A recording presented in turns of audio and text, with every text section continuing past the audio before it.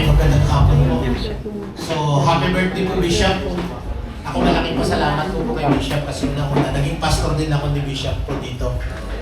So, for almost 1 year po. So, laking pasalamat po sa Panginoon dahil una po, malaking hamon po siya. Nakapagbukas po ko ng ministry ng dahil po kay Bishop din.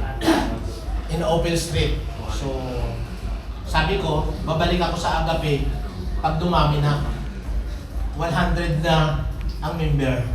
Yun ang inaano ko sa Panginoon. Sabi ko, Lord, bigyan mo ako ng 100. Lahat na taga Opel Street, pinagpipray natin araw-araw. Sabi ko, Panginoon, salamat po sa mga tao, naging ama namin, naging leader sa Pantas. Nagbalik na po ako ng aral ngayon.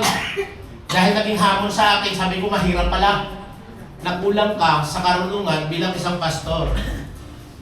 We are so thankful na mayroong bishop na matyaga, na nagturo at nag-aral po sa amin.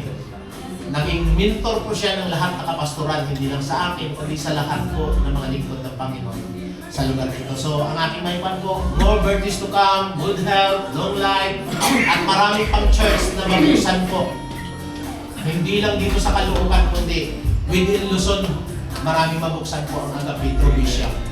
So, ang lagi ko natatandaan sa kanya, na hindi ko malalimutan po, mag-iwan ng bakas. Para alalahanin. Yun ang hindi ko lagi makalimutan. Dahil natay po yun sa puso ko, mag-iwan ng bakas. So, thank you po, Bishop. Happy birthday po.